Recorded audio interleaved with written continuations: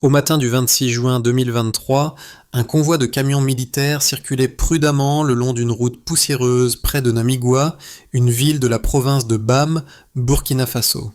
Ce moment, apparemment banal, allait devenir un tournant tragique dans l'histoire du pays.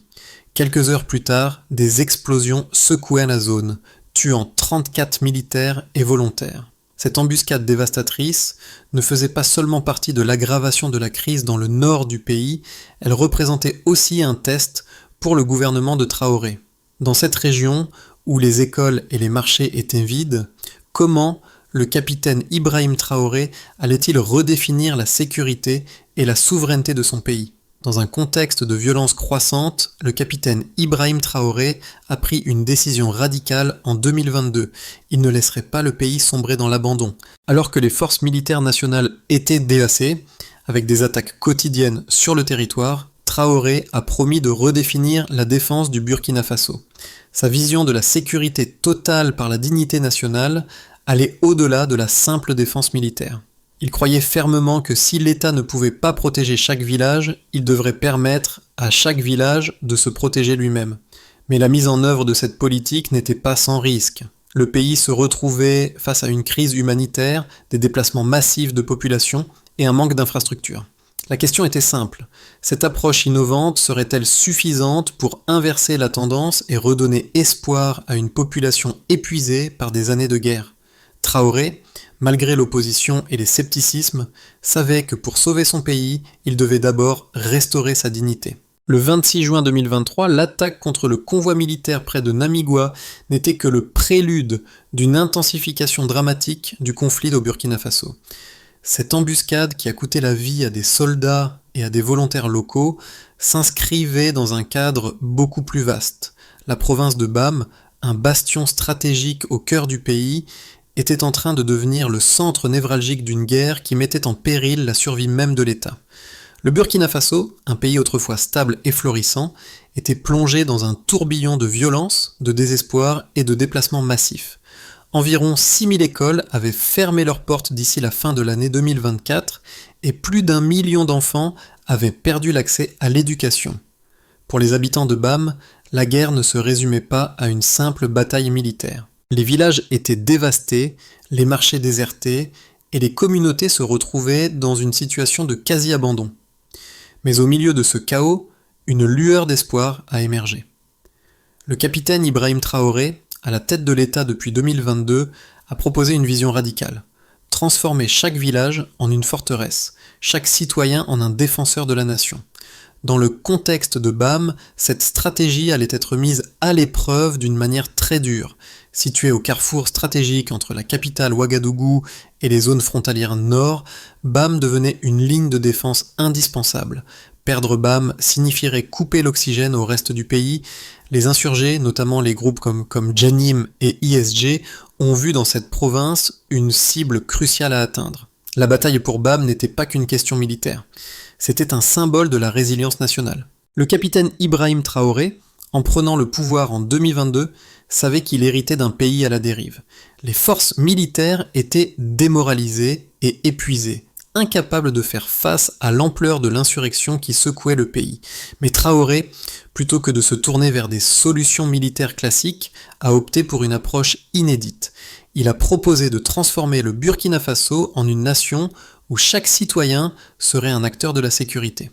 Le programme qu'il a lancé, connu sous le nom de Volontaires pour la défense de la patrie, VDP, visait à enrôler des civils pour défendre leur village.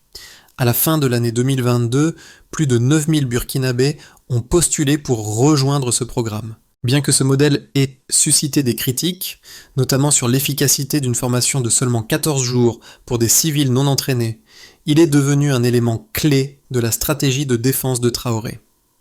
Les VDP, bien qu'imparfaits, ont joué un rôle crucial dans la sécurité des villages isolés. Ils ont remplacé les forces militaires absentes, organisant des patrouilles, surveillant les routes et protégeant les communautés contre les attaques incessantes des groupes insurgés. Dans des régions comme Bam, où la présence de l'armée était limitée, ces civils armés ont fait la différence. Par ailleurs, Traoré a mis en place des unités d'intervention rapide, des bataillons mobiles appelés BR, pour réduire les délais de réponse aux attaques. En quelques mois, les délais de réaction militaire ont diminué de près de 40%, un changement radical dans une zone où chaque heure comptait. Cette stratégie audacieuse a commencé à inverser la tendance, redonnant un peu d'espoir aux habitants, mais elle a aussi mis en lumière les défis et les risques d'une telle politique. La situation au Burkina Faso, et en particulier à Bam, s'est rapidement détériorée en 2023. À mesure que les groupes insurgés comme JNIM et ISG prenaient de plus en plus de terrain, la population locale se retrouvait pris entre deux feux. Des villages autrefois prospères étaient désormais des cibles stratégiques, vidées de leurs habitants, leurs infrastructures détruites. Dans le même temps, la guerre contre les insurgés devenait une bataille pour la survie de la nation elle-même.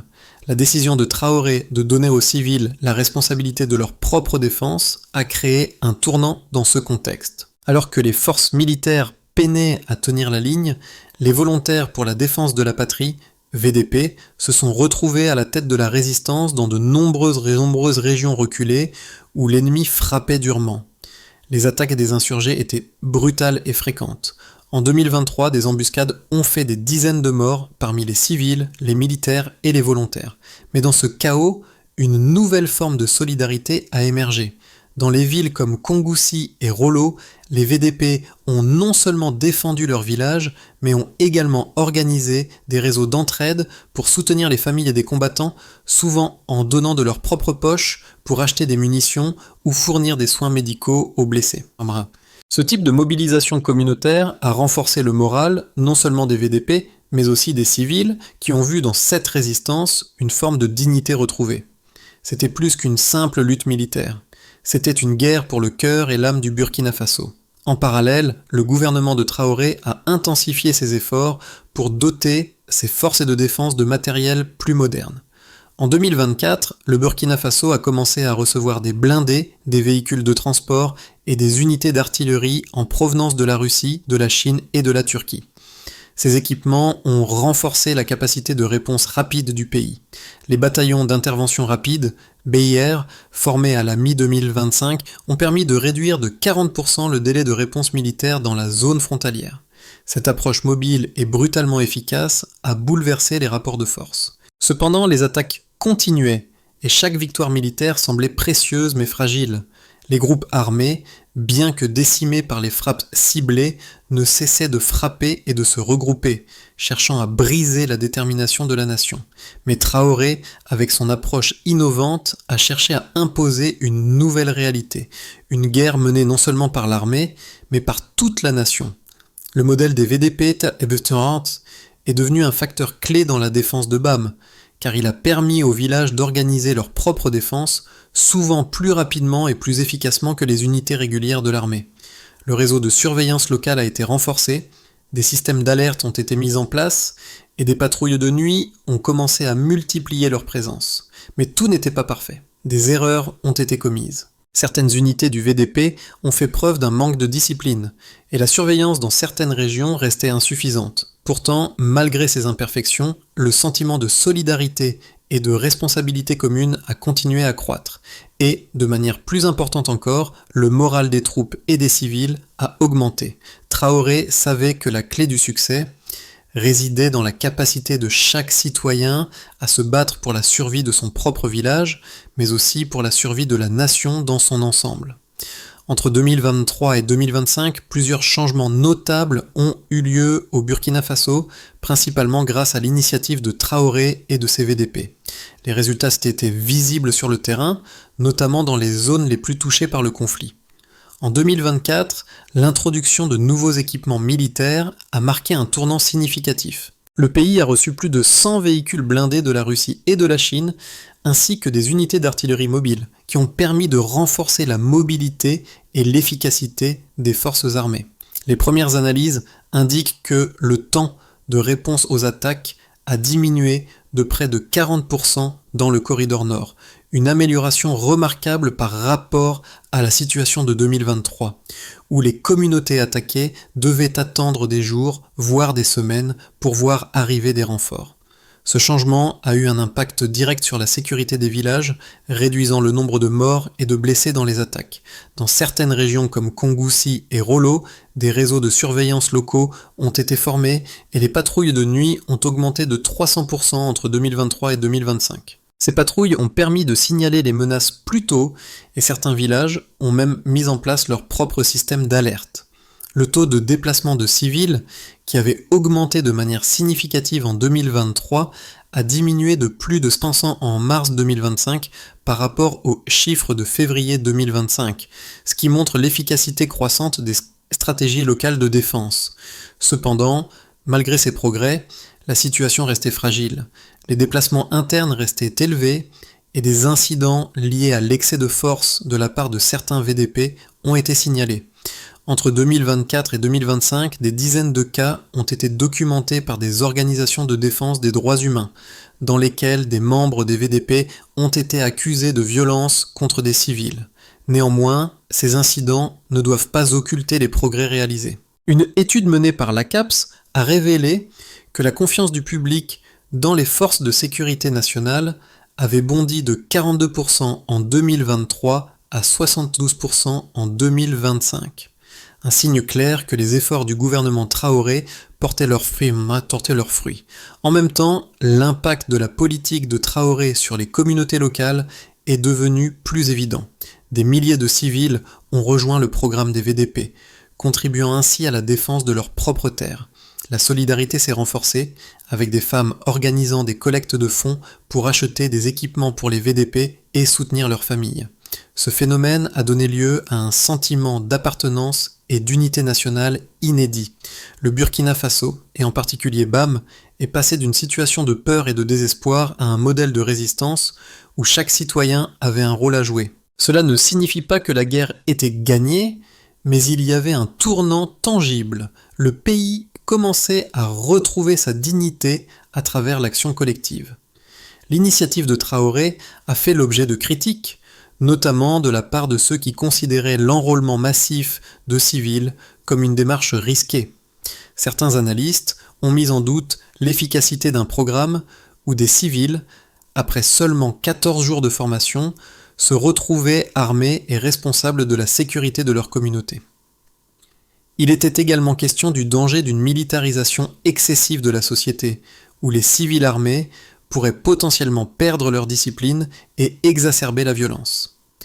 D'autres ont soulevé le manque de soutien logistique pour ces volontaires pour la défense de la patrie, VDP, qui n'avaient souvent que peu de ressources pour mener à bien leur mission. En outre, certains observateurs ont exprimé des inquiétudes concernant la dépendance accrue du Burkina Faso vis-à-vis de pays comme la Russie et la Chine, craignant que cette politique ne compromette la souveraineté du pays en attirant des influences extérieures indésirables.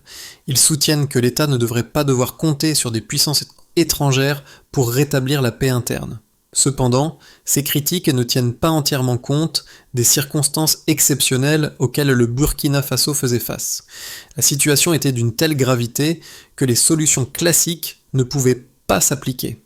Dans un environnement où les forces militaires régulières étaient au bord de l'effondrement, le recours aux civils représentait une solution pragmatique. Les VDP ont joué un rôle crucial en comblant le vide de sécurité, particulièrement dans les régions reculées comme BAM. Il est vrai que certaines erreurs ont été commises, mais il est également évident que l'effort collectif a permis de repousser les attaques et de stabiliser certaines régions. En outre, la formation des VDP ne se limitait pas à des exercices militaires, elle inculquait également un sens profond de la responsabilité et de l'appartenance. Plutôt que de traiter les civils comme des victimes passives, Traoré leur a donné un rôle actif, renforçant ainsi le tissu social du pays. De plus, la coopération avec des puissances étrangères, bien que controversée, a permis de moderniser rapidement l'équipement militaire du pays. Cela a également accéléré la réponse de l'État aux attaques, ce qui a été crucial pour maintenir l'ordre dans les zones les plus menacées. En fin de compte, la solution de Traoré n'était pas parfaite, mais elle a permis au Burkina Faso de tenir tête à un ennemi bien plus puissant et mieux équipé. Dans un contexte où le pays risquait de s'effondrer, ces choix étaient nécessaires, même s'ils comportaient des risques. À la mi-2025, le changement était visible, mais tout n'était pas gagné. La situation sécuritaire s'améliorait progressivement et les stratégies de Traoré commençaient à porter leurs fruits. Cependant, la route était encore semée d'embûches. Bam, qui avait été un symbole de dévastation, commençait lentement à renaître. Les villages, autrefois abandonnés, étaient maintenant sous la protection des VDP et des nouvelles unités d'intervention rapide, les BIR. Les habitants, autrefois désespérés, se remettaient peu à peu à organiser leur quotidien, avec la sécurité comme base. Mais la guerre ne se gagnait pas seulement sur le terrain. Les tensions sociales restaient élevées et les rapports entre les civils et les forces armées étaient complexes. La militarisation de la société, bien que nécessaire, n'était pas sans conséquences. Des cas de violence excessive par les VDP, notamment dans les zones rurales, ont été signalés, mettant en lumière les défis d'une telle approche. Toutefois, malgré ces erreurs, l'effet global de la politique de Traoré ne pouvait être ignoré. La stratégie de défense communautaire, bien que non conventionnelle, avait permis de créer un système de sécurité plus rapide, plus localisé et dans de nombreux cas plus efficace. BAM, autrefois symbole de recul, devenait progressivement un phare de résistance. Les effets de la transformation de BAM sous l'impulsion d'Ibrahim Traoré ont été considérables, bien que nuancés. La région, qui semblait autrefois condamnée à une existence marquée par la violence et la désolation, est devenue un symbole de résilience. La situation humanitaire s'est légèrement améliorée, avec la réouverture de certains marchés et la reprise des activités scolaires dans des conditions précaires. L'introduction des VDP a joué un rôle clé dans cette transformation. Ces civils armés ont permis de maintenir une certaine forme de sécurité dans des zones où l'armée régulière était absente ou insuffisante. À la fin de 2024, des milliers de VDP étaient actifs, patrouillant les routes et protégeant les villages. Les communautés locales ont pris en charge leur propre sécurité, ce qui a contribué à réduire le nombre d'attaques. Cependant, ce modèle a ses limites. La mobilisation des civils, bien qu'efficace à court terme, n'a pas résolu les problèmes de fond liés à la gouvernance et à la sécurité à long terme. Des tensions ont surgi entre les VDP et certaines factions de l'armée qui voyaient dans ces unités populaires un concurrent potentiel à leur autorité. Des accusations de violence excessive et d'abus de pouvoir par certains VDP ont terni l'image de ce programme pourtant vital. Malgré cela, les statistiques sur le terrain montrent des résultats positifs. Selon les rapports de la CAPS, le nombre d'attaques dans le corridor nord a diminué de 30% entre 2024 et 2025.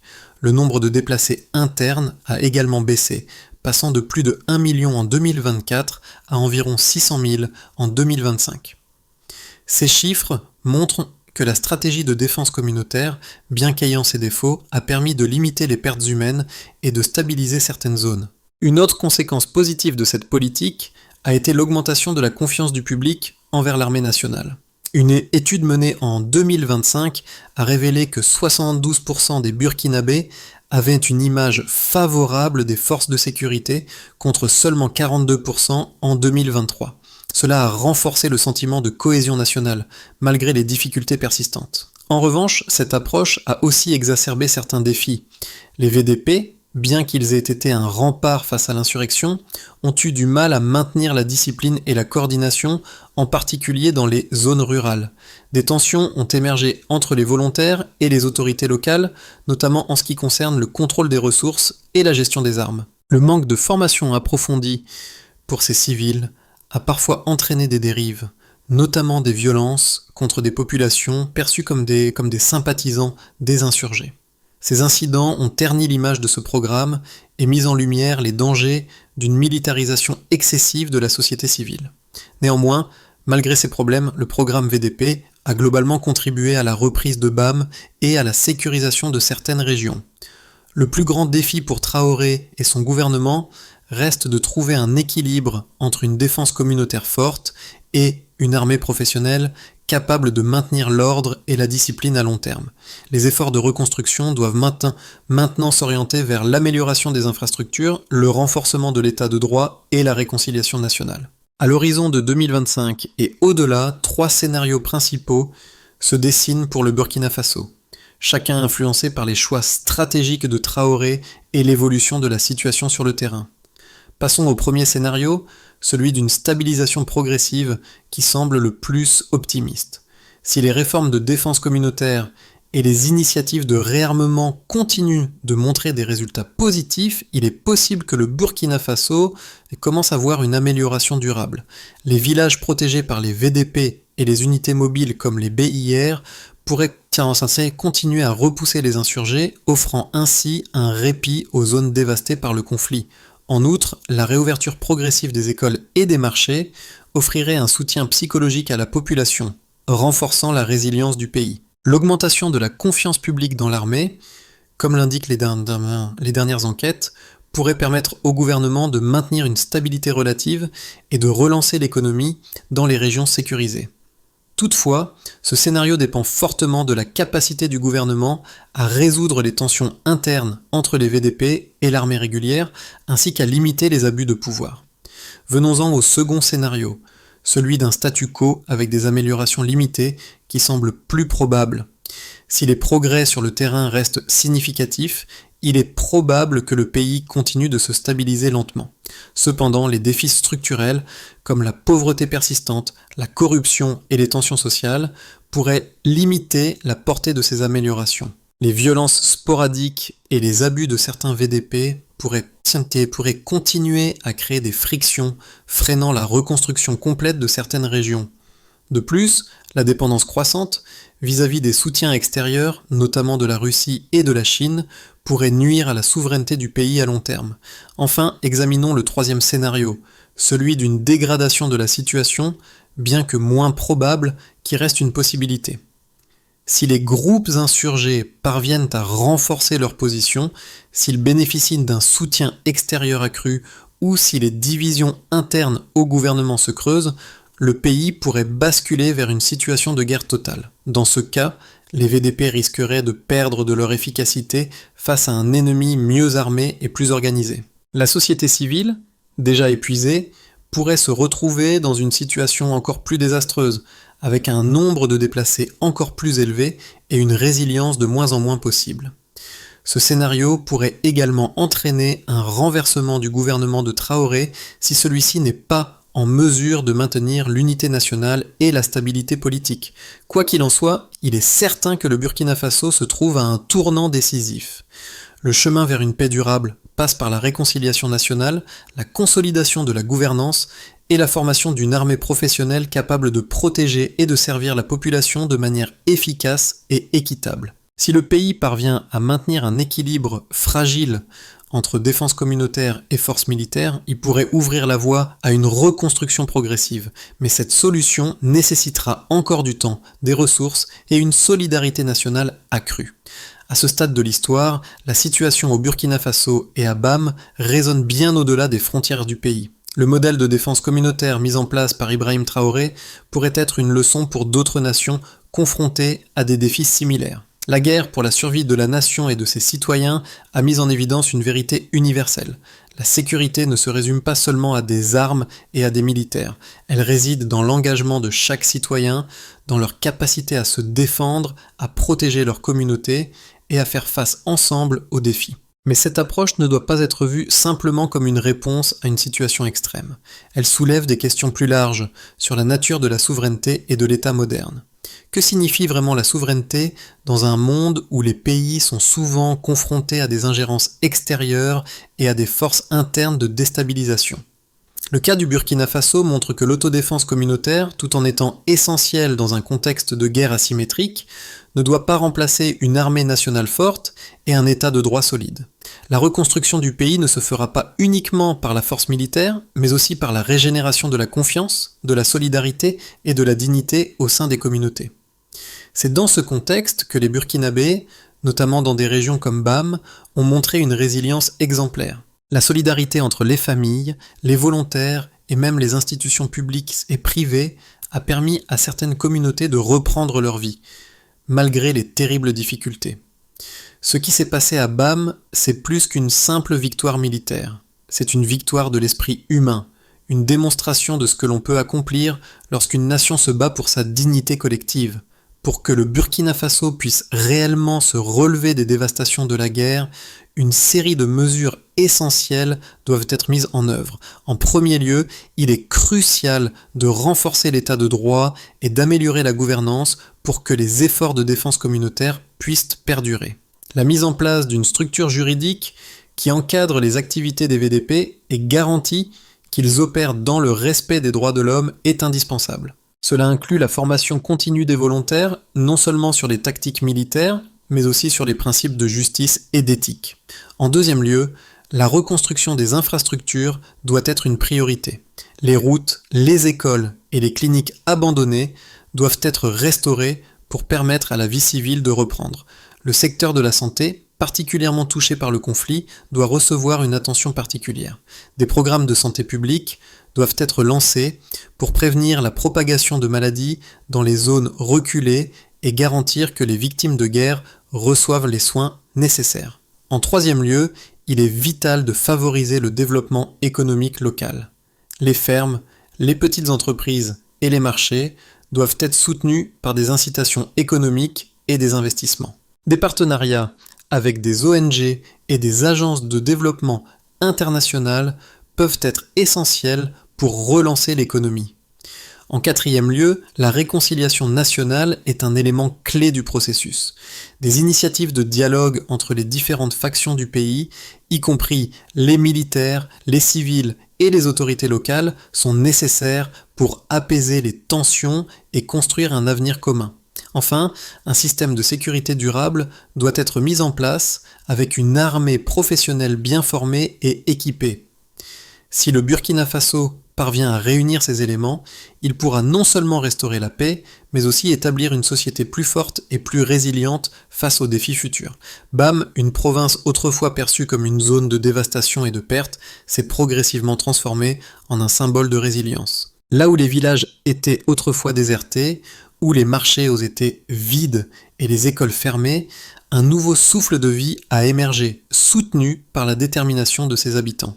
Cette transformation a commencé dans les petites actions quotidiennes, les maires qui organisaient des collectes pour soutenir les VDP, les jeunes qui s'enrôlaient pour défendre leurs terres, et les enseignants qui, malgré les risques, revenaient dans des conditions extrêmes pour redonner espoir aux enfants.